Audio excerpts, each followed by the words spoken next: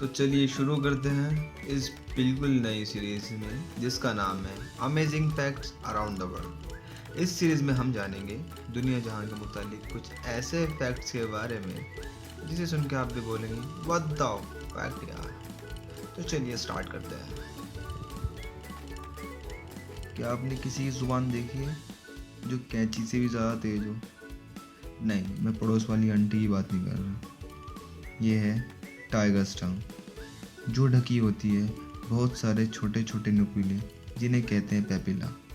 यही पेपिला उसकी ज़ुबान को रफ और ग्रास्पिंग टेक्सचर देती है, जिसकी वजह से ये शिकार की खाल चाट के उतार सकता है।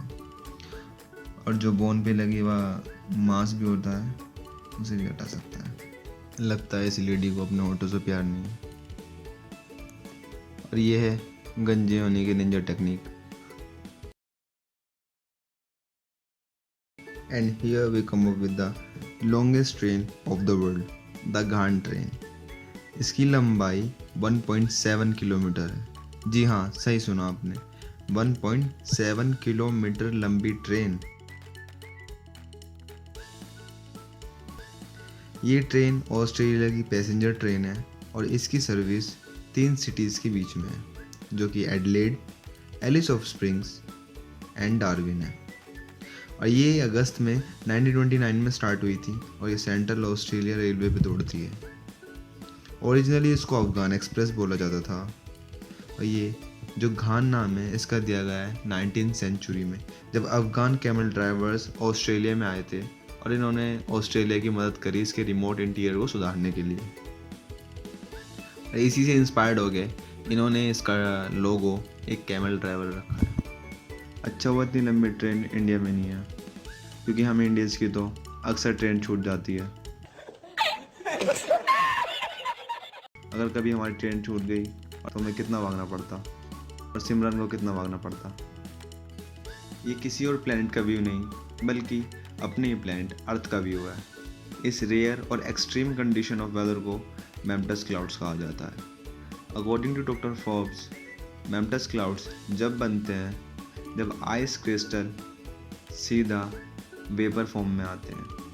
पहले आइस वाटर में बनती है, उसके बाद वेपर फॉर्म में आती है। बट जब आइस सीधा वेपर बन जाए उसे सब्लिमेट कहा जाता है। और जब ये प्रोसेस होता है तो फिर आसपास की हवा ठंडी हो जाती है, जिससे कुछ ऐसे खूबसूरत पैटर्न्स नज़र आते हैं।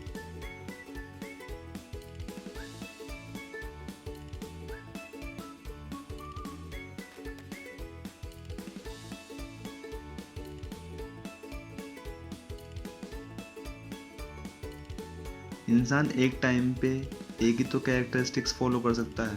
I'm white. I'm black. I'm yellow. अगर वो काला होगा तो गोरा नहीं होगा, अगर वो मोटा होगा तो पतला नहीं होगा। लेकिन हिस्ट्री में पहली बार एडम रेनर एक लौता ऐसा शख्स है जो बोना और लंबा दोनों था।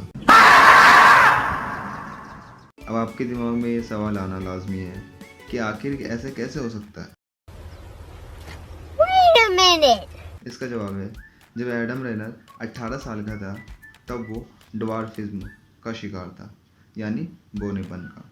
उसकी हाइट तब 4 फीट 0.25 इंचेस थी और जब वो 19 साल का हुआ तो उसकी हाइट घटकर 3 फीट तक हो गई। But at the age of 33 उसकी हाइट 7 फीट 2 इंच तक पहुंच गई थी।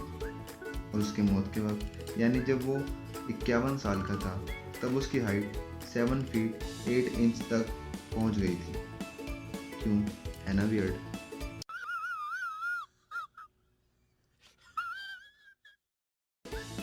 सब लोग मार्स कॉलोनाइजेशन की बात करते हैं। क्या किसी ने ये सोचा है कि जुपिटर पे रिहाइश क्यों नहीं हो सकती, जबकि कंपैरेटिवली ये बड़ा भी बहुत है? तो इसका जवाब यह है कि हम जुपिटर पे लैंड ही नहीं कर सकते, क्योंकि जुपिटर कोई हार्ड सरफेस नहीं बल्कि गैसेस से बना या क्लाउड से बना सरफेस है। क्यों, है ना वियर्ड?